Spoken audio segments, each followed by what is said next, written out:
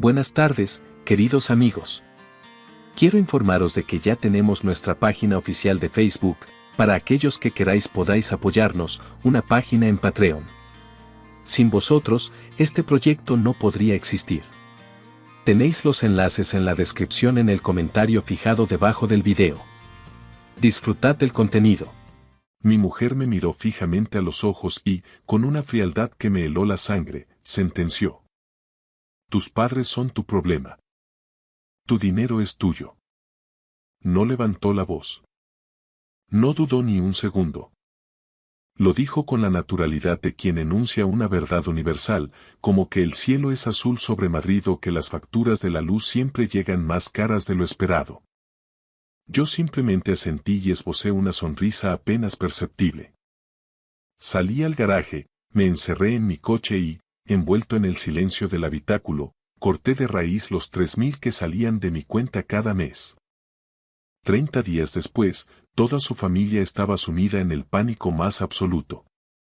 Y por primera vez en años, yo no moví un dedo para apagar el incendio. Todo ocurrió un martes por la noche, una de esas noches anodinas que solo cobran sentido cuando las rebobinas en tu cabeza y comprendes que fue en ese preciso instante cuando todo saltó por los aires. Las luces LED de la cocina parecían brillar con una intensidad quirúrgica. Inés acababa de cruzar el umbral tras visitar a su madre. Aún no se había quitado el abrigo de paño ni soltado el bolso del hombro, como si su estancia en nuestra propia casa fuera algo provisional. Yo estaba apoyado en la encimera de granito, con la mirada fija en el móvil, tratando de validar una transferencia antes de que terminara el horario operativo del banco. Lo envío esta noche, comenté de pasada, sin apartar los ojos de la pantalla. Papá tiene otra revisión esta semana en la clínica privada y andan bastante cortos de efectivo para cubrir los copagos y la medicación. Ella dejó las llaves sobre la mesa con un golpe seco, más fuerte de lo necesario.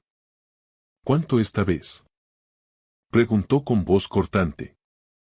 Lo de siempre, respondí tratando de mantener la calma. 3.000.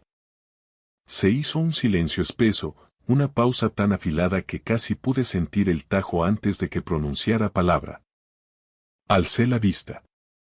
Inés me observaba con esa rigidez facial que solo adoptaba cuando su veredicto era ya inamovible. Manuel, dijo arrastrando las sílabas, ya hemos pasado por esto 1000 veces. Me incorporé, manteniendo el pulgar sobre el lector de huellas del teléfono. Lo hemos hablado, sí, pero su situación no ha mejorado. Sigue necesitando la medicación específica y el apoyo de la cuidadora interna que complementa a la de la seguridad social. Ella me cortó en seco, no. Lo que no ha cambiado es que tú sigues empeñado en tratar su vejez como si fuera una carga compartida. Solté un suspiro largo y dejé el dispositivo sobre la encimera. No es una carga, Inés. Es gratitud. Es ayudar. Mis padres jamás han pedido un céntimo más de lo estrictamente necesario para sobrevivir con dignidad. Y mi familia tampoco, saltó ella de inmediato, con los ojos encendidos. Esa era la gran mentira que flotaba entre nosotros, y ambos lo sabíamos de sobra. Sin embargo, decidí que todavía no era el momento de desenterrar los recibos. Me apoyé en el mueble de la cocina, midiendo cada palabra como si fuera un paso en un campo de minas. Llevo enviando ese dinero más de un año, Inés. Es lo que permite que mamá no se hunda intentando cuidar a papá ella sola. Ella se cruzó de brazos, apretando el abrigo contra su cuerpo como si se protegiera de una corriente de aire invisible. ¿Y nuestros planes? ¿Y el ahorro para la reforma o las vacaciones en condiciones?, insistió. Nuestras cuentas están saneadas, le recordé. Sabes de sobra que no nos falta de nada. Ese no es el fondo del asunto. ¿Entonces cuál es? Por un instante se quedó callada. Me sostuvo la mirada y vi en sus ojos algo que me produjo más escalofríos que cualquier grito. Una determinación gélida. Entonces, soltó la bomba. Tus padres son tu problema. Tu dinero es tuyo. Las palabras flotaron en el aire de la cocina, planas y definitivas. No hubo drama, ni portazos, lo que de algún modo las hacía letales. No exploté. No intenté razonar ni rogar que retirara lo dicho. Solo me quedé allí, dejando que el significado de su nueva regla calara hasta mis huesos. Porque en cuanto esa frase se asentó, todas las piezas del rompecabezas de nuestro matrimonio empezaron a encajar con una claridad dolorosa. Recordé los 450 mensuales que yo pagaba por el seguro y el mantenimiento del coche de su hermano Diego porque el pobre está en el paro. Recordé las llamadas de su madre, Lucía, a horas intempestivas porque le habían pasado un recibo del IBI o de la luz que no podía afrontar. Y las transferencias ocasionales a su hermana Elena para las tasas de la universidad o las facturas infladas de su contrato de móvil. Nunca había llevado una lista. Siempre me dije que eso es lo que uno hace cuando quiere a alguien. Cuidar de los suyos. Tapar agujeros, evitar desahucios emocionales, mantener el barco a flote. Inés siempre repetía el mismo mantra. Son familia, Manuel. No podemos dejarlos tirados. Pero ahora, de pronto, el terreno de juego tenía vallas. Algo se rompió definitivamente en mi interior. No fue un estallido, sino el sonido sordo de una cerradura echada para siempre. Recuperé mi móvil. Mi pulgar dudó un segundo sobre la transferencia a mis padres, pero en lugar de confirmar, bloqueé la pantalla. Está bien, dije con una calma que pareció desconcertarla. De acuerdo. Mis padres, mi problema. Mi dinero, el mío. Ella me escudriñó, buscando el rastro de la ironía o el inicio de una pelea. No encontró nada. Le devolví una sonrisa neutra. Lo justo es lo justo. El silencio en la cocina se volvió absoluto. Finalmente, ella exhaló un suspiro de alivio, se dio la vuelta y empezó a quitarse el abrigo, convencida de que acababa de ganar una batalla histórica. Me alegra que por fin estemos en la misma página, Manuel. No añadí nada más. Pasé por su lado, recogí las llaves del coche y bajé al garaje. El aire allí era más puro, lejos de la toxicidad que acababa de filtrarse en nuestra casa. Me senté al volante, cerré la puerta y abrí la aplicación del banco. Los números estaban ahí, fríos y obedientes. Transferencias recurrentes y pagos domiciliados que se habían convertido en una rutina invisible. Fui directo a la transferencia de 3,000 para mis padres. No la toqué, la dejé programada. En su lugar, empecé a limpiar el resto de la lista. Primero, la cuenta de Lucía. Eliminé la asignación mensual para sus imprevistos. Luego, el cargo del seguro del coche de Diego. Lo cancelé y devolví el recibo a su nombre. Finalmente, busqué la línea de móvil de Elena vinculada a mi contrato premium y separé su numeración para que ella gestionara su propio consumo. Cada clic era una liberación silenciosa. Sin escenas, sin gritos. Solo justicia. Tus padres, tu problema. Tu dinero es tuyo. Me recliné en el asiento de cuero. No había rastro de odio, solo una lucidez meridiana. Por primera vez en años, todo cobraba sentido. No estaba castigando a nadie, simplemente estaba devolviendo a cada uno la responsabilidad de sus propias vidas. A la mañana siguiente no hubo un estallido dramático ni escenas de película. Me levanté antes de que el sol bañara los tejados de las afueras de Madrid y me fui a trabajar temprano, como de costumbre, con el café humeante en una mano y las llaves en la otra. Inés seguía sumida en un sueño profundo cuando salí de casa, envuelta en ese silencio neutral y engañoso que te hace creer, por un segundo, que nada ha cambiado. Pero yo ya lo sabía. El tablero de juego era otro. A mitad del trayecto por la 6, me di cuenta de algo que no había experimentado en años. Mis hombros no estaban contraídos. No había tensión en mi mandíbula. Durante mucho tiempo había cargado con un peso invisible, una arquitectura de obligaciones ajenas que ahora, al desaparecer, dejaba un vacío extrañamente ligero. Aprovechando un semáforo en rojo cerca del Paseo de la Castellana, abrí la aplicación de notas de mi móvil. Necesitaba ver la magnitud del agujero negro por escrito. Empecé a listar con precisión quirúrgica. Diego. Seguro del coche, mantenimiento y tarjetas de gasolina para sus entrevistas, unos 450 al mes. Elena. Línea de móvil premium, datos ilimitados y suscripciones a plataformas, 130 al mes. Lucía. Copagos de recetas crónicas, facturas de luz de su piso antiguo y el agua, unos 500 al mes. Transferencias varias. Cumpleaños de sobrinos, alquileres que se retrasaban, multas imprevistas. Un flujo constante e impredecible de capital que nunca retornaba. Miré las cifras y sentí un escalofrío. No era solo el total acumulado, sino el patrón de parasitismo. Todos esos pagos nacieron con la etiqueta de ayuda temporal hasta que alguien se estabilizara, pero en esa familia la estabilidad parecía ser un concepto alérgico. A media mañana, mientras revisaba unos informes en la oficina, el móvil vibró sobre la mesa. Era Diego. Oye, Manuel, una pregunta rápida, dijo con un tono que intentaba ser casual, pero que destilaba una tensión mal disimulada. ¿Ha pasado algo con el seguro o con la tarjeta de la Repsol? ¿A qué te refieres exactamente? Pregunté, manteniendo la voz nivelada. Pues que me han rechazado la tarjeta en la gasolinera y en la aplicación del seguro me sale un aviso de impago. Es correcto, respondí con una calma glacial. No se han tramitado los pagos. Hubo un silencio denso al otro lado de la línea. Espera. ¿Me estás diciendo que ya no lo cubres tú? Tu coche, tu responsabilidad, Diego. Es una regla simple. ¿Hablas en serio? Soltó una risa incrédula, casi ofensiva. Tío, tengo planes para este fin de semana, necesito un poco más de margen. Te he dado margen durante 18 meses, le corté. Es tiempo de sobra.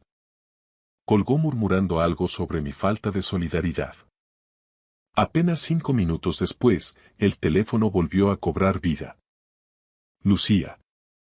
Dejé que saltara el buzón de voz, pero insistió 3 veces más. A la cuarta, descolgué. Manuel, hijo, menos mal. Exclamó con voz agitada. Estoy en la farmacia de guardia y hay un problema con la tarjeta de débito que me diste. Dicen que no pasa. Eso es porque ya no está operativa, Lucía, contesté. ¿Cómo que no está operativa? Exigió saber, pasando de la angustia a la indignación en un segundo. Si la usé para el súper el viernes pasado.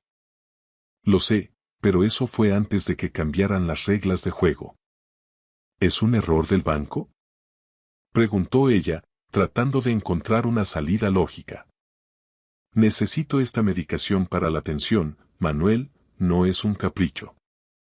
Lo entiendo perfectamente, dije. Y estoy convencido de que Inés, como tu hija que es, te ayudará a solucionarlo de inmediato. ¿Inés? ¿Y qué tiene que ver ella con esto?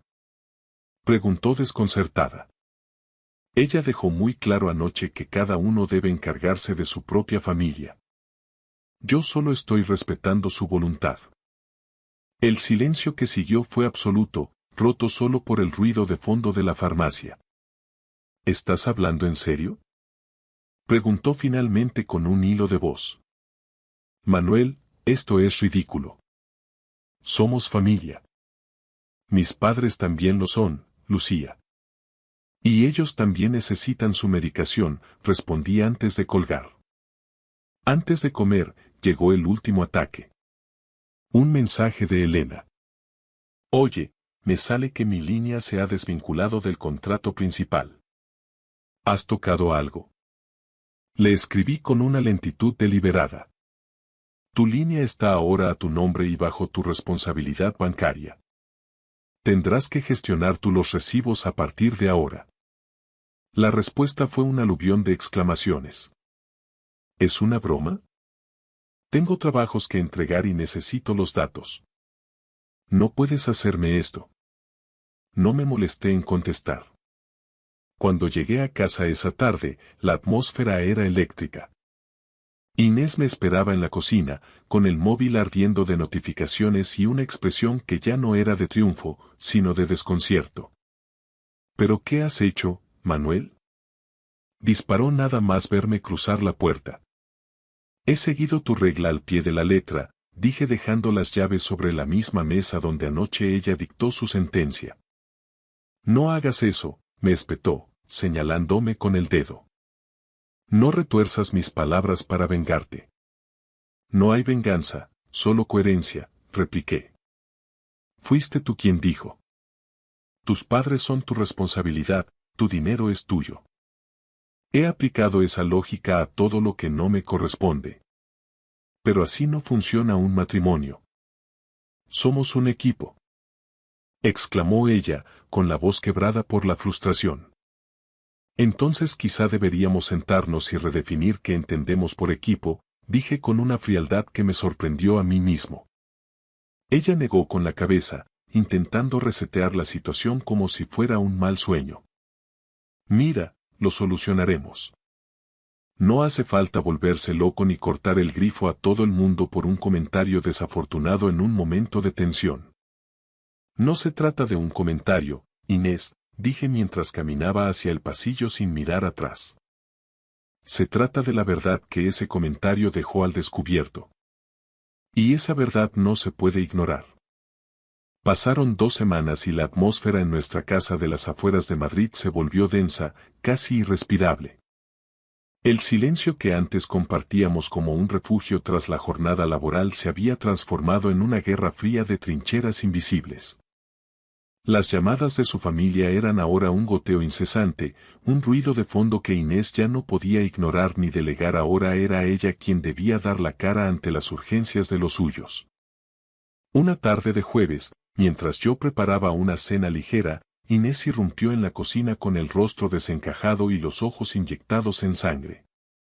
Blandía su teléfono móvil, donde lucía abierta la aplicación de nuestra cuenta bancaria compartida.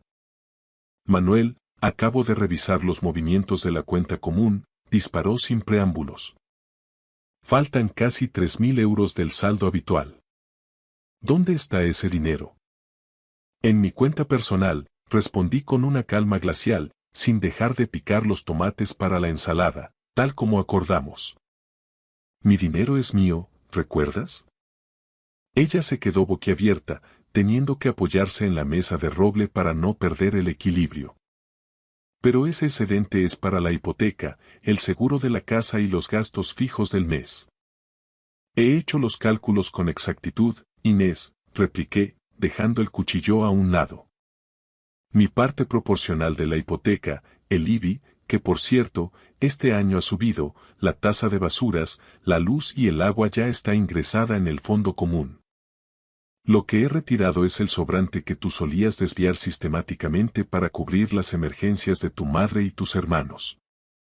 Como ahora cada uno es responsable de su propio árbol genealógico, he decidido que ese dinero vaya íntegramente a un fondo destinado a la operación de cadera de mi padre en la clínica privada. No puedes tomar una decisión unilateral así sin consultarme. Gritó, perdiendo los estribos. Tú no me consultaste cuando decidiste cambiar unilateralmente las reglas del juego aquella noche, le recordé con voz firme. Simplemente dictaste una sentencia. Yo, como buen compañero, solo estoy aplicando tus leyes con rigor absoluto. Inés se derrumbó en una de las sillas, ocultando el rostro entre las manos. Mi madre no puede afrontar el alquiler de este mes en su piso, Manuel. Diego se ha quedado sin el seguro del coche y no tiene cómo desplazarse a las entrevistas de trabajo en el polígono. Elena se ha quedado sin datos en el móvil y ha perdido el plazo de entrega de un proyecto crucial en la facultad. Están desesperados. Es realmente curioso, dije, cruzándome de brazos. Durante más de un año, yo cubrí todo ese estilo de vida sin emitir una sola queja, mientras tú me reprochabas cada euro invertido en la salud de mis padres. Ahora que te toca a ti priorizar tus propios ingresos para sostener a tu familia, parece que el sistema que tú misma propusiste no funciona tan bien, ¿verdad? Es que mi sueldo no es equiparable al tuyo. Exclamó con amargura. Esto no es justo. La justicia es una cuestión de perspectiva, Inés.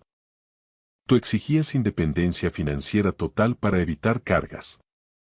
Pues aquí la tienes. Independencia real. Esa noche, el dormitorio principal permaneció vacío. La oí sollozar en el sofá del salón, probablemente en una llamada interminable con Lucía, intentando justificar ante su madre por qué las transferencias automáticas que daban por sentadas se habían evaporado. Sentí una punzada de tristeza por el tiempo perdido, pero ni un gramo de culpa. Había pasado demasiado tiempo siendo el colchón financiero de una familia que me veía como un cajero automático y no como un miembro de pleno derecho. 30 días después de que comenzara este experimento de honestidad brutal, recibí una notificación de un despacho de abogados en mi correo electrónico. Inés solicitaba la separación legal. No sentí sorpresa, solo una extraña sensación de cierre. Comprendí que lo que ella había amado durante estos años no era a Manuel Rodríguez, el hombre, sino la red de seguridad y el estatus que Manuel proporcionaba a todo su clan. Al retirar los pilares financieros, el edificio de nuestra relación, que yo creía sólido, se desmoronó como un castillo de naipes en medio de un vendaval. El día que se llevó sus últimas maletas, nos encontramos por última vez en el pasillo de nuestra casa. Lo has destruido todo por una cuestión de dinero, me soltó con un desprecio absoluto antes de salir. Te equivocas, respondí, mirándola a los ojos por última vez. Lo he salvado todo por respeto a mí mismo. Pasaron los meses y, como sucede tras una tormenta necesaria, el polvo finalmente se asentó sobre las ruinas de lo que fue nuestro hogar. El proceso de divorcio se tramitó sin grandes batallas legales ni el dramatismo que los abogados suelen esperar. En el fondo, no quedaba nada por lo que luchar que no fuera dinero, y el dinero estaba ahora donde siempre debió estar. Protegiendo a quienes lo necesitaban de verdad, sin intermediarios ni chantajes emocionales. Mis padres están notablemente mejor. Con los 3.000 mensuales que recuperé del agujero negro en el que se había convertido mi familia política, pude costear una plaza en una clínica de rehabilitación privada de primer nivel en las afueras de Madrid. Hoy, mi padre camina con la ayuda de un bastón de madera de cerezo, pero camina por su propio pie. Mi madre ha recuperado el brillo en la mirada, ya no arrastra ese agotamiento perpetuo que parecía haberle envejecido el alma. Ahora cuenta con una cuidadora profesional que la asiste 8 horas al día, pagada íntegramente por mi cuenta, permitiéndole volver a ser esposa y no solo enfermera. De la familia de Inés solo me llegaban ecos lejanos, como crónicas de una guerra en un país remoto que ya no visito. Diego, ante la imposibilidad de afrontar el seguro, las revisiones de la ITV y el precio de la gasolina, tuvo que vender su coche.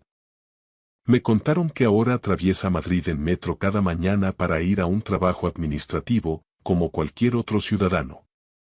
Su madre, Lucía, dejó el piso de 3 dormitorios que yo ayudaba a mantener y se mudó a un apartamento más pequeño y funcional en un barrio más humilde del sur de la capital. Elena, por su parte, desapareció de mi historial de llamadas según supe por conocidos comunes. Empezó a trabajar los fines de semana en una cafetería cerca de la Plaza Mayor para costearse sus propios gastos universitarios. Todos estaban aprendiendo, por las malas pero de forma necesaria, el valor real de las cosas cuando no hay un amortiguador silencioso que absorba el impacto de la realidad por ti. Una tarde de otoño, mientras caminaba por el paseo de la Castellana, me crucé con Inés en una cafetería de techos altos. Se veía diferente. No estaba descuidada, pero proyectaba una imagen mucho más auténtica. Se había despojado de esa armadura de expectativas y exigencias que siempre parecía llevar puesta. Nos sentamos y hablamos durante unos 20 minutos sobre proyectos laborales y temas triviales. Fue esa clase de conversación civilizada y hueca que mantienen las personas que una vez compartieron sábanas y secretos, pero que hoy ya no comparten ni siquiera el mismo código postal emocional. En un momento de silencio, ella dejó su taza sobre el plato, me miró fijamente y dijo con una sinceridad que no le conocía: Ahora lo entiendo todo, Manuel. Entiendo por qué lo hiciste. Asentí lentamente, sintiendo que un último nudo se deshacía en mi pecho. Lo sé, Inés. Me alegra que lo hagas. Es solo que... No supe entenderlo a tiempo, añadió ella con un hilo de voz, casi inaudible entre el bullicio del local. No había nada que añadir a esa confesión. Las palabras a destiempo son como la lluvia en el desierto. Llegan cuando el paisaje ya ha cambiado para siempre. Terminamos nuestros cafés, nos despedimos con un gesto cordial, un beso frío en las mejillas, y cada uno siguió su camino entre la multitud de Madrid. 30 días después de que mi mujer sentenciara que mis padres eran mi problema, su mundo entró en pánico. Pero hoy comprendo que el verdadero colapso no fue financiero ni familiar. Fue el colapso de mi propia ilusión, de la mentira que yo mismo alimentaba sobre lo que significaba nuestro matrimonio. Una vez que esa venda se cayó, todo lo demás se volvió nítido, casi transparente. No busqué venganza, ni el castigo de nadie. Simplemente dejé de sostener lo que no era mío y, al hacerlo, recuperé mi vida.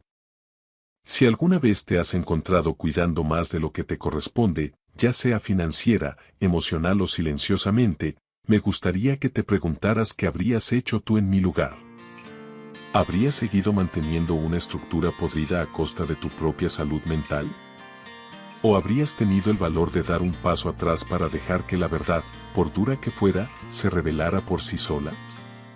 La silla plegable debajo de mí soltó un chirrido lento feo, como si no aprobara lo que estaba a punto de suceder. El aire del salón parroquial de la iglesia olía a café quemado barato, mezclado con el aroma de abrigos de lana húmedos, un ligero toque de limpiador de limón. El reloj de pared marcaba los segundos con una fuerza suficiente como para contar tus propios errores. Pude oír cómo a alguien se le cortaba la respiración. El anillo de bodas de otra persona chocó contra su vaso de poliestireno con un clic metálico. Hugo Morales estaba de pie cerca de la cafetera, con los hombros caídos, el rostro cuadrado pálido bajo esa luz fluorescente tan plana.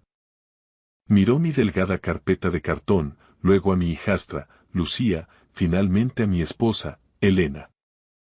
Su mandíbula se movía como si estuviera masticando algo que no quería tragar. Luego me miró a mí y, con una voz que no era de enfado, sino herida y firme, dijo: Eso no es lo que me contaron, y duele más de lo que imaginas. La sala se congeló. No era el tipo de silencio que surge cuando la gente es educada. Era el tipo de silencio que ocurre cuando la verdad entra por la puerta y a nadie le importa quién se siente cómodo. Yo no sonreí. No sentí que hubiera ganado nada. Lo único que podía pensar era que yo la había criado. Yo estuve allí, y ahora intentaban borrarme como si fuera una mancha en un cristal. 2 días antes, todavía estaba en mi cocina en Zaragoza, con el olor a tarta de calabaza en el aire y una frase colgando entre nosotros que cambiaría el resto de mi vida. Era el lunes antes de la cena familiar cuando descubrí que no estaba invitado a mi propia historia. Zaragoza mostraba su cara de finales de noviembre. Un cielo gris que pesaba sobre la ciudad y un cierzo que soplaba desde el Ebro, atravesando tu chaqueta como si tuviera algo personal contra ti. El aguanieve en el aparcamiento de la caja rural se había vuelto de ese color marrón sucio que te obliga a limpiarte las botas 2 veces antes de entrar en cualquier sitio decente. Acababa de terminar un trabajo en el Paseo de la Independencia, recableando un local antiguo que aún olía a moho y perfume rancio de algún negocio anterior. Soy electricista del sindicato, así que mis días son estables. A los cables no les importan tus sentimientos, solo les importa si haces bien tu trabajo. Esa siempre ha sido mi comodidad en el oficio. Si cruzas el cable equivocado, algo salta. A veces, algo se quema. Pero al menos las reglas son las reglas. La familia, según había aprendido, puede doblar esas reglas hasta que dejas de reconocerte a ti mismo. Entré en nuestra casa, un modesto piso cerca de la avenida de las Torres, con las manos oliendo ligeramente a metal y aislante. Elena tenía la cocina caliente, con el horno zumbando y ese aroma dulce especiado de canela rodando por la casa como una promesa. Llevaba puesta su cara de visitas, aunque solo estuviéramos los dos. Peinada, con los labios pintados, como si estuviera ensayando para ser agradable. Lucía ha mandado un mensaje, dijo, sin levantar la vista de la encimera. Me aflojé la chaqueta. ¿Está todo bien? Ella y Hugo vendrán el miércoles solo para saludar antes de irse. ¿Irse a dónde? Elena hizo una pausa. Fue pequeña, apenas medio segundo. Pero he cableado suficientes casas viejas para conocer la diferencia entre un zumbido constante y un parpadeo peligroso. A conocer a la familia de Hugo, dijo ella. Parpadeé. ¿A Madrid? No está lejos, pero lo suficiente como para hacer planes. ¿Y yo también voy? Pregunté. Porque eso es lo que haces cuando tu hijastra legalmente, se compromete. Apareces. Das la mano. Sonríes. Actúas con gratitud porque alguien ama a tu hija. Elena siguió alisando la masa de la tarta como si la hubiera ofendido. Solo iré yo. Algo frío resbaló por mi columna, y no era el clima. ¿Por qué? Pregunté. Suspiró como si le hubiera pedido que me explicara la gravedad. Mateo, es complicado. Esa frase. La gente la usa como una manta. Como si al lanzarla sobre la verdad, dejaras de mirar la forma que hay debajo. Lucía va a llevar a Carlos, dijo en voz baja. La miré fijamente. Carlos Benítez. Elena finalmente me sostuvo la mirada. Sus ojos estaban cansados. No culpables exactamente, solo resignados. Como si ya hubiera decidido que era lo más fácil. Lucía quiere que su padre esté allí. Elena dijo que la familia de Hugo es muy tradicional. Casi me río, pero sonó mal. ¿Tradicional? Repetí. ¿Entonces yo qué soy? ¿Mala educación? Mateo. Levanté una mano. Llevo 17 años en esta casa, Elena. He pagado la mitad de todo lo que hay aquí. He arreglado cada enchufe roto, cada ventilador del baño y cada luz del portal. He llevado a Lucía al instituto cuando tu coche no arrancaba. Firmé como avalista para su primer coche fiable cuando tenía 19 años porque Carlos no aparecía por ninguna parte. La boca de Elena se apretó. No hagas eso. ¿No haga qué? No lo conviertas en un tema de dinero. Sentí que se me calentaba la cara. No se trata de dinero. Se trata de estar ahí. Elena volvió a centrarse en la tarta. Es solo una reunión, Mateo. Una reunión, dije despacio, donde las familias se miran a los ojos y deciden quién pertenece a quién. Ella no respondió. El ventilador del horno se encendió. En algún lugar del salón, el viejo reloj de pared hacía clic, clic, clic. Como si el tiempo estuviera llevando la cuenta. Esa noche no hablé mucho. Comí las lentejas que Elena me puso delante. Enjuagué mi plato. Limpié la encimera por hábito, como siempre hacía. Marqué mis horas de trabajo en mi pequeño calendario de bolsillo porque así soy yo. Firme, cuidadoso, el tipo de hombre que cree que la vida es principalmente una serie de pequeñas responsabilidades bien hechas. Pero sentía el pecho apretado, no como un infarto, sino como si algo estuviera siendo estrujado hasta un límite. A la mañana siguiente, la traición apareció en mi teléfono antes de que terminara de gotear el café. Estaba en la cocina en calcetines, mirando la cafetera chisporrotear, cuando saltó una notificación de Facebook. No vivo en las redes, pero las mantengo porque Lucía publica fotos allí. A veces Elena también lo hace cuando quiere mostrar al mundo que somos felices. Era una foto de Lucía. La había publicado tarde la noche anterior, probablemente pensando que yo no la vería. Allí estaban. Lucía con un abrigo elegante, el pelo rizado, sonriendo como si hubiera ganado algo.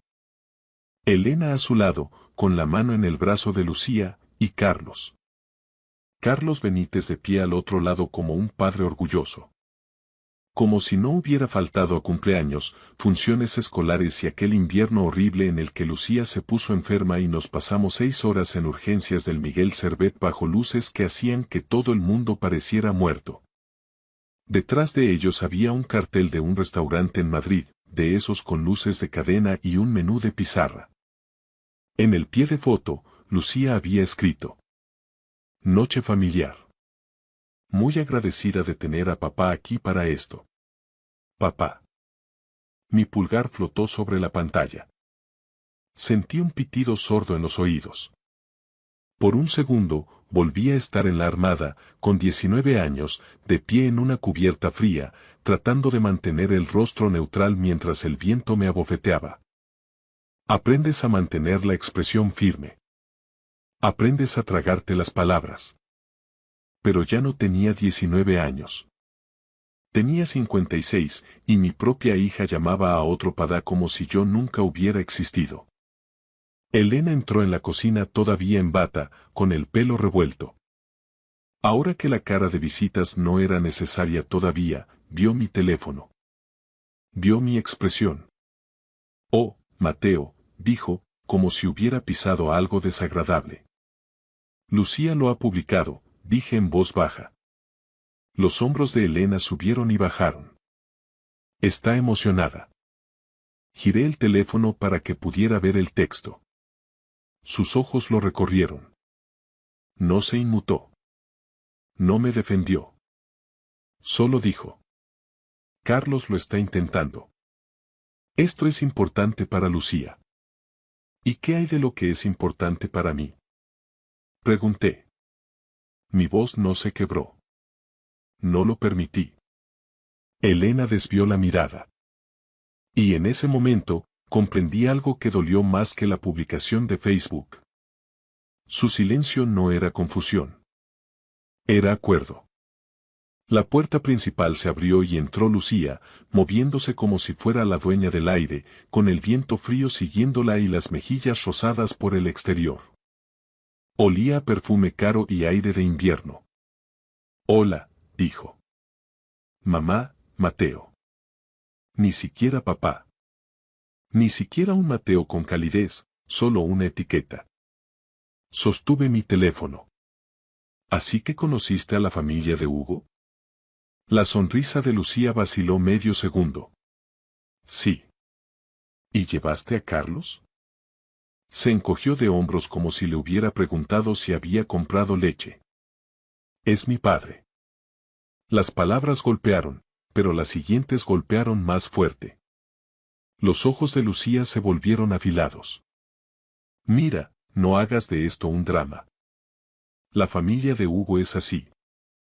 Querían una primera impresión con clase. ¿Y yo no tengo clase? Pregunté. Lucía exhaló, impaciente. Mateo, tú no eres mi padre. La cocina estaba caliente. El olor de la tarta de calabaza flotaba en el aire como el recuerdo de algo dulce. Y aún así, yo sentía frío. Elena no dijo nada. Me quedé mirando a Lucía, a esa mujer adulta a la que había ayudado a criar, y sentí que algo dentro de mí se volvía silencioso pesado. Susurré, porque no confiaba en mi voz y hablaba más fuerte. Está bien, dije. Lo entiendo. Lucía parpadeó, casi sorprendida de que no peleara. Elena seguía mirando la encimera como si ésta pudiera salvarla. Pasé junto a ellas, caminé por el pasillo hasta el dormitorio y cogí mi chaqueta. Mis manos estaban firmes, pero mi estómago se retorcía como un cable al que estiran con demasiada fuerza. Detrás de mí, Lucía gritó. Nos vamos mañana por la mañana. No te pongas raro por esto. No respondí porque en mi oficio, cuando una línea está muerta, dejas de suministrarle corriente. Y algo dentro de mí acababa de morir. A la mañana siguiente, descubrí que no solo me querían callado, me querían invisible. Los golpes en la puerta de mi nuevo apartamento, lo suficientemente fuertes como para hacer vibrar el marco barato, me indicaron que aún no habían terminado de usarme. Los golpes no pararon cuando me quedé en silencio, se hicieron más fuertes, agudos, airados. El tipo de golpes de quien asume que le debes algo. Estaba en la estrecha cocina de mi piso cerca de la Avenida de las Torres, descalzo sobre el frío laminado, viendo cómo la manecilla del reloj de pared pasaba las 12. Clic, clic, clic. El radiador crujía como si tuviera opiniones propias. En algún lugar del piso de arriba, la televisión de un vecino se reía de un chiste que yo no podía oír. Ya sabía quién era. Abrí la puerta de todos modos. Elena entró empujándome, con el abrigo a medio abrochar, los ojos encendidos como si hubiera ensayado el discurso en el coche.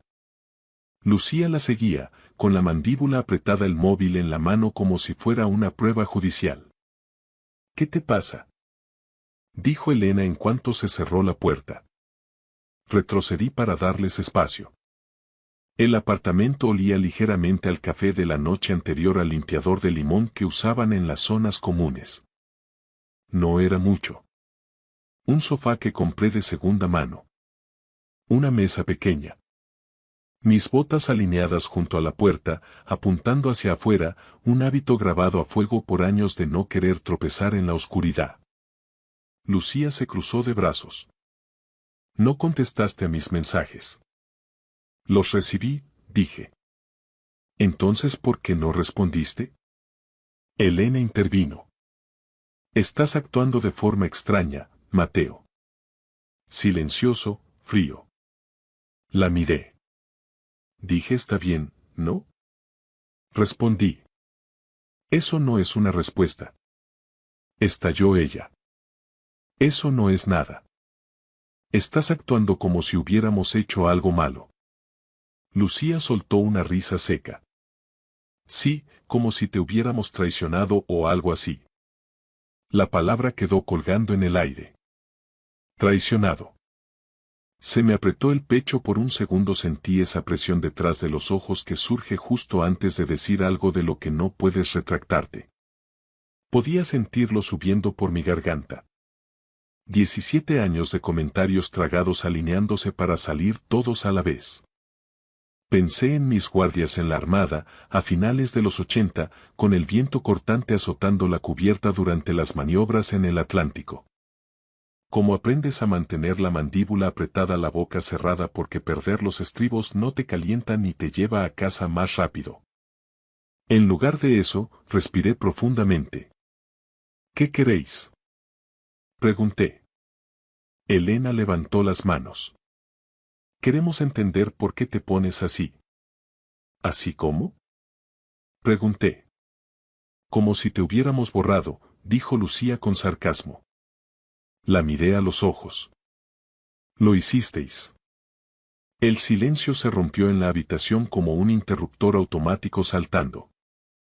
Elena me miró fijamente. Mateo, fuiste tú quien decidió no venir a conocer a su familia, dijo ella. Llevasteis a Carlos, dije, calmado, firme. Le dijisteis que él era su padre, me dijisteis que yo no fuera. Lucía resopló. Solo fue una reunión. Esas reuniones importan, dije. Es donde la gente decide quién eres. Elena negó con la cabeza. Lo estás haciendo más grande de lo que es. Sentí que algo se retorcía en mi interior. Ah, sí. Lucía dio un paso adelante. La familia de Hugo cuida mucho su imagen. Preguntaron por la estabilidad, por los antecedentes. Era más fácil así. ¿Más fácil para quién?, pregunté. Dudó solo un instante. Para todos, dijo finalmente. Ahí estaba. Elena se frotó las sienes. Mateo, necesitábamos que esto saliera bien. Solté un breve suspiro. Necesitabais mi nombre, no a mí.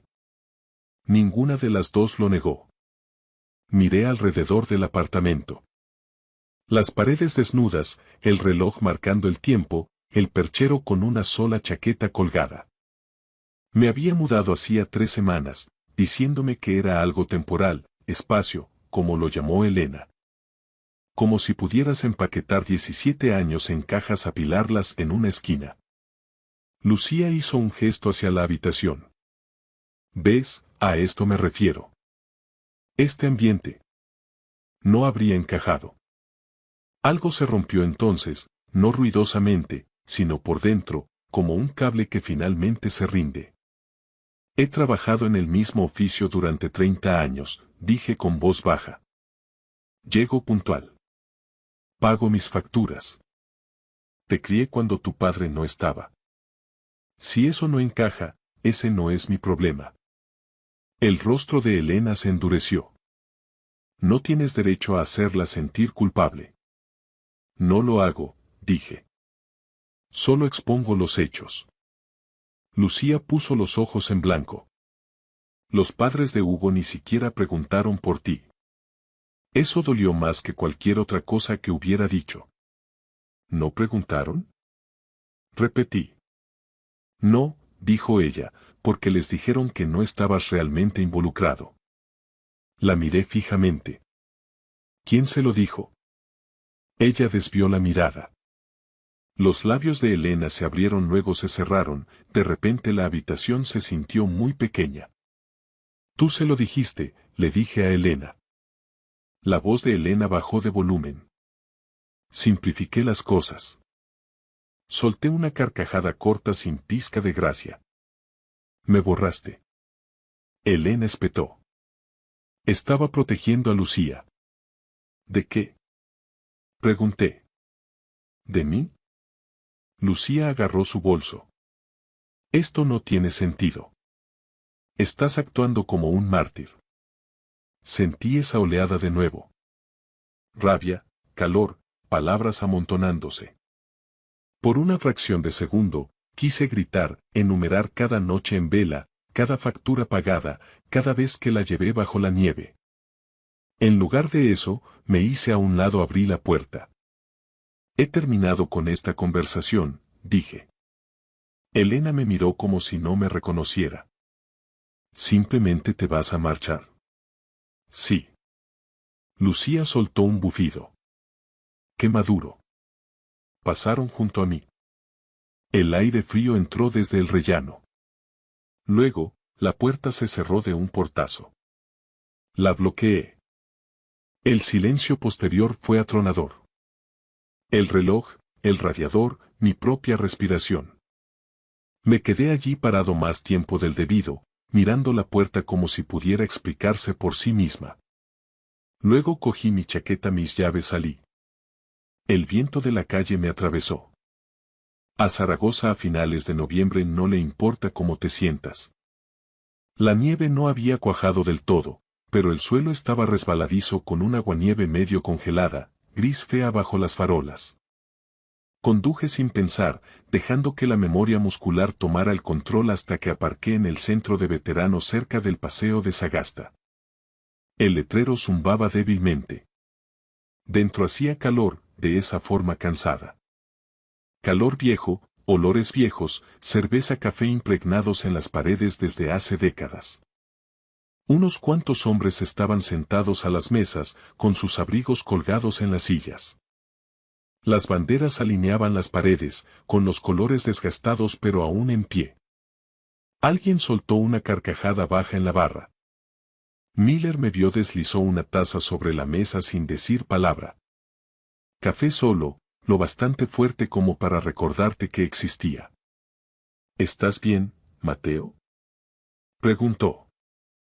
Envolví la taza con mis manos, sintiendo como el calor se filtraba en mis dedos. Sí, dije. Cosas de familia.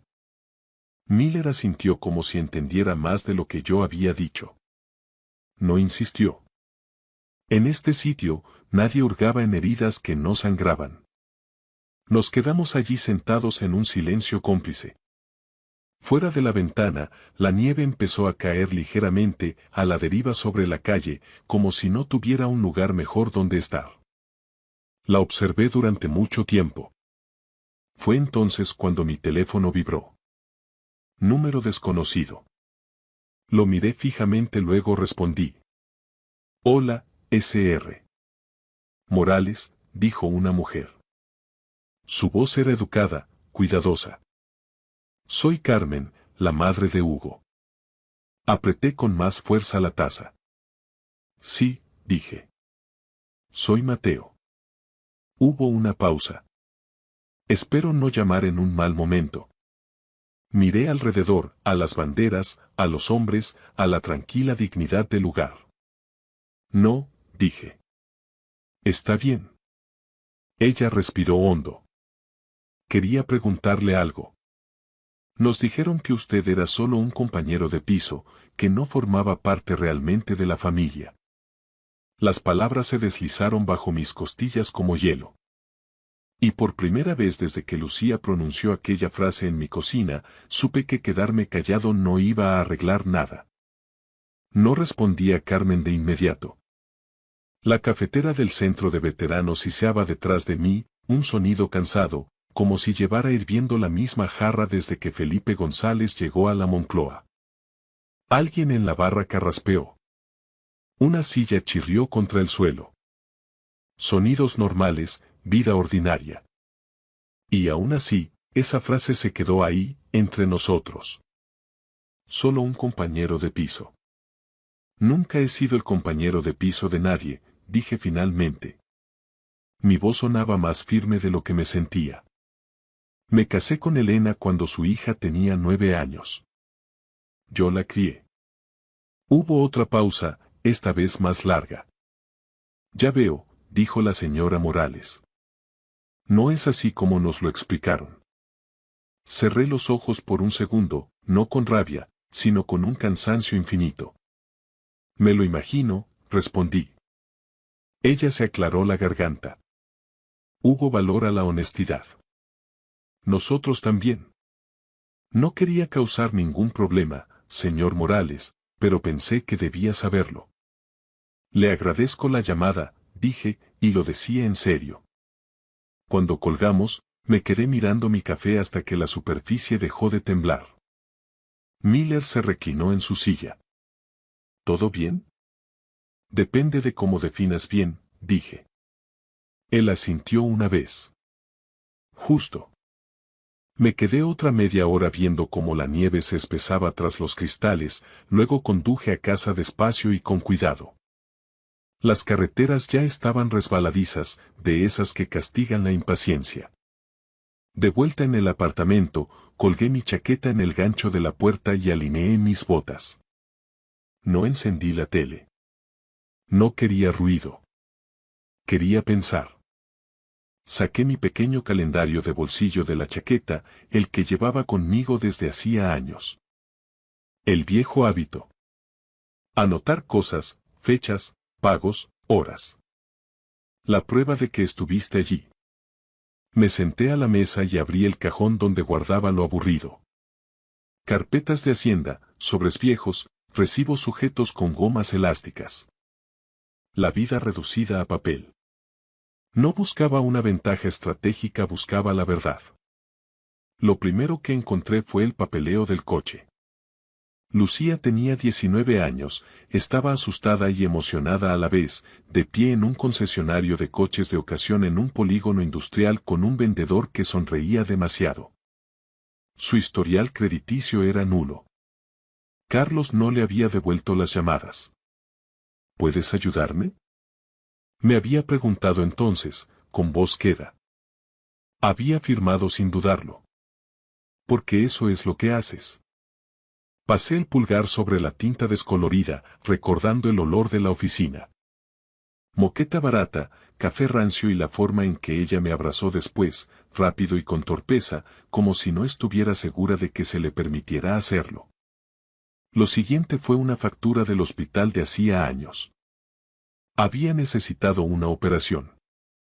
Nada dramático, pero lo suficientemente caro como para que Elena llorara en la mesa de la cocina con la calculadora fuera, susurrando números como si fueran oraciones.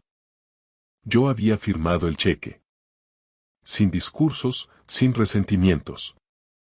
Debajo de eso, un sobre con el logotipo de un instituto. Dentro, un programa doblado de la graduación de bachillerato de Lucía. Mi nombre garabateado en el reverso con mi caligrafía.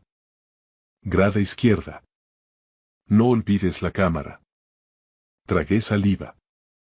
Luego encontré algo más nuevo. Un aviso de la caja de ahorros que se me había pasado por alto en su momento, metido entre un montón de extractos. Un pago atrasado que casi daña mi crédito. Casi. Recordé ahora. Lucía me había pedido que lo gestionara ella, dijo que era un error. Lo pagué discretamente y seguí adelante. En aquel momento, me dije que eso también era ser padre. Arreglar las cosas sin hacer ruido. Ahora, mirándolo todo extendido sobre la mesa, me di cuenta de algo peor que ser excluido del futuro. Estaban reescribiendo el pasado. Me recliné en la silla y miré al techo. La luz zumbaba débilmente. El radiador volvió a sonar. En mi oficio, dije en voz alta para nadie, si etiquetas mal un cable, alguien sale herido. Recogí 3 cosas y las deslicé en una fina carpeta de cartón. No todo, solo lo suficiente. La carpeta se sentía ligera en mis manos, más ligera que el peso que se asentaba en mi pecho. Mi teléfono vibró. Un mensaje de Elena. Tenemos que hablar. No contesté. Otro mensaje llegó unos minutos después. Este era de una dirección de correo electrónico desconocida, Sr. Morales, vamos a celebrar una pequeña reunión familiar en nuestra parroquia este domingo por la tarde, antes de los planes finales de la boda. Si está dispuesto, nos gustaría que estuviera allí. Carmen Morales. Lo leí 2 veces.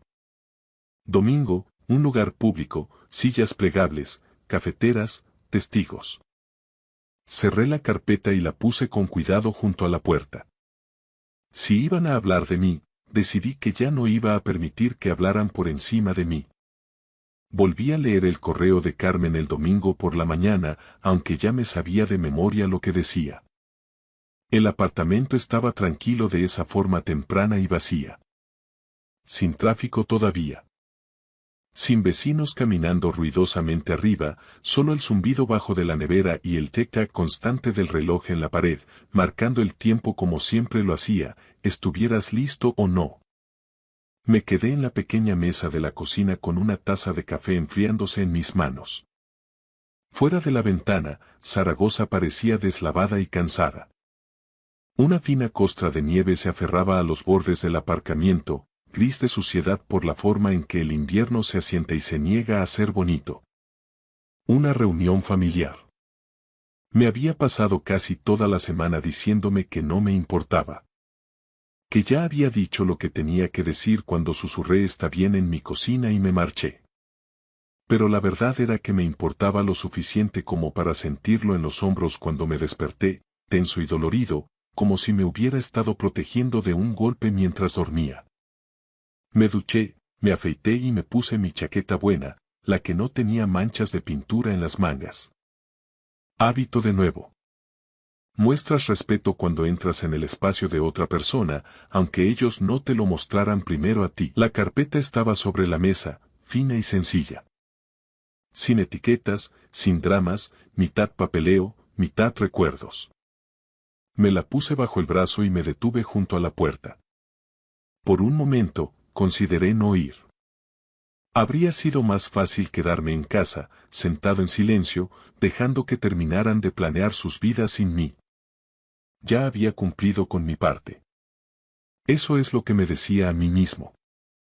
pero había algo en el hecho de que me llamaran solo un compañero de piso que se me había clavado como una astilla bajo la piel. Una mentira repetida lo suficiente empieza a parecer verdad para todos, excepto para la persona a la que se refiere. Eché la llave y salí. La parroquia de San Pablo era un edificio de ladrillo visto, de esos que parecen más funcionales que divinos. Al entrar en el salón, el calor me golpeó de frente, cargado con ese olor a café de cafetera industrial y pastas de té.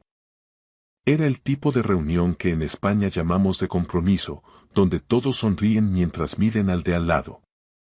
Allí estaban. Elena, con un vestido impecable y esa mirada de acero que usaba cuando quería tenerlo todo bajo control. Lucía, riendo con una elegancia que me pareció ensayada, aferrada al brazo de Hugo. Y Carlos.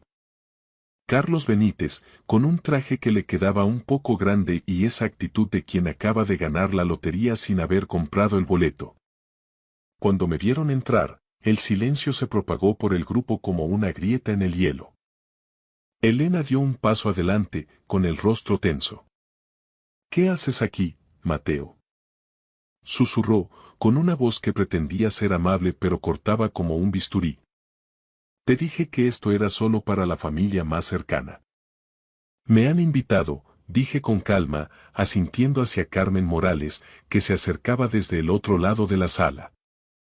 Carmen era una mujer menuda, de ojos inteligentes y cabello canoso perfectamente peinado.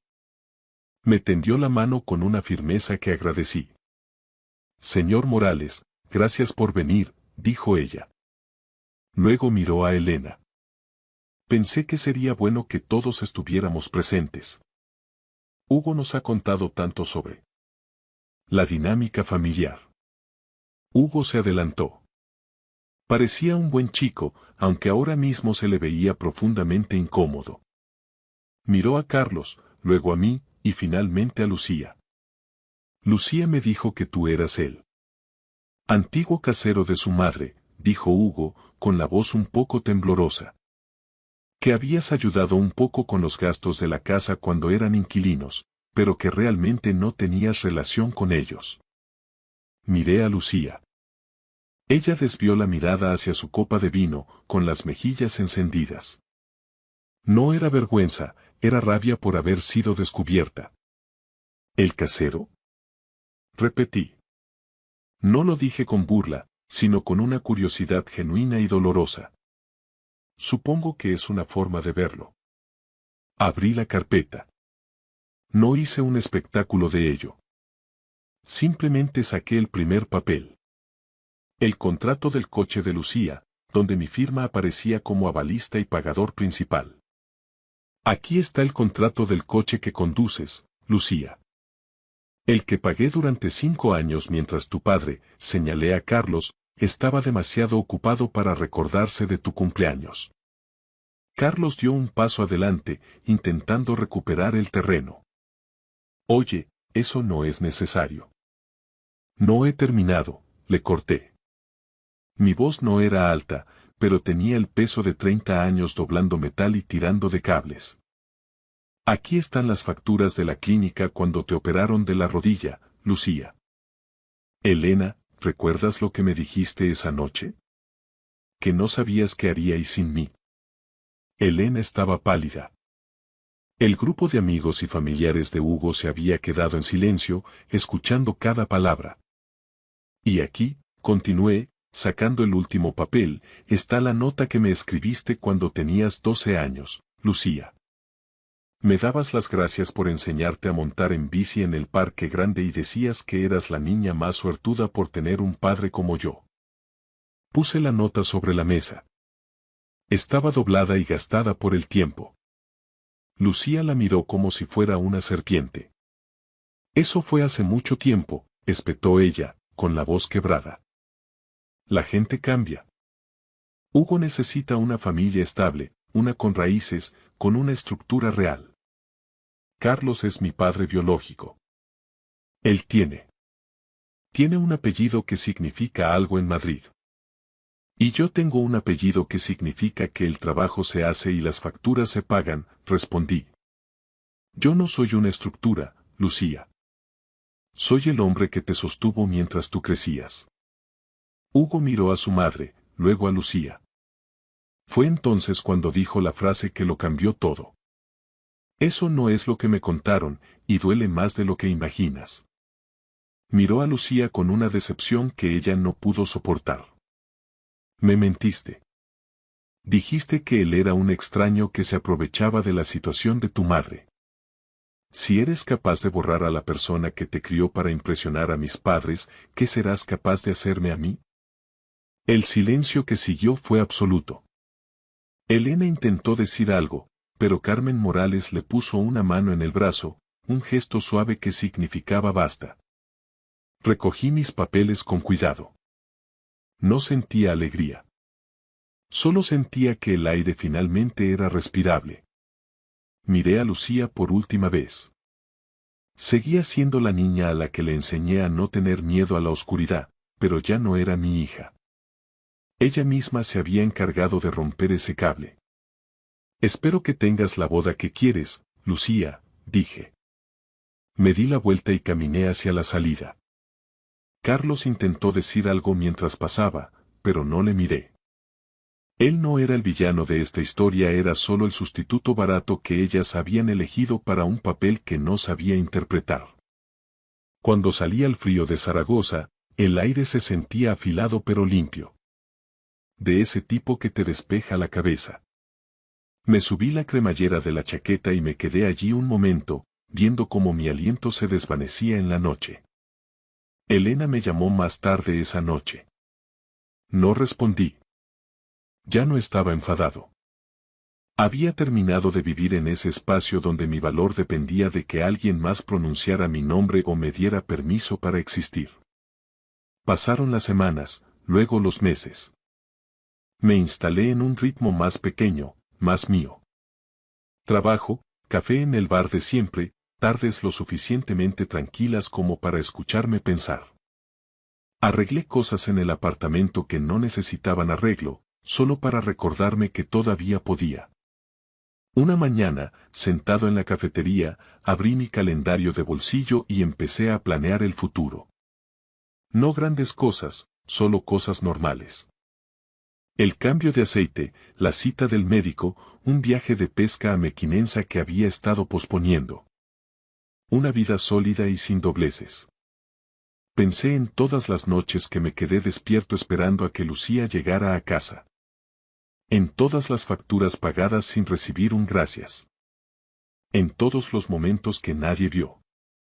Y me di cuenta de algo que se parecía mucho a la paz. Ser padre nunca fue una cuestión de títulos o de apellidos que significaran algo en Madrid. Se trataba de estar allí, de mantenerse firme, de sostener la línea cuando lo más fácil habría sido marcharse. Incluso si, al final, nadie aplaudía. Cerré el calendario, dejé unas monedas sobre la mesa y salí a la calle. El cierzo soplaba con fuerza, pero esta vez, yo estaba listo para él. Gracias por escuchar mi historia hasta el final. Si resonó contigo, dale like, escribe en los comentarios qué fue lo que más te tocó y no olvides decir de dónde eres. Suscríbete al canal, vienen muchas más historias.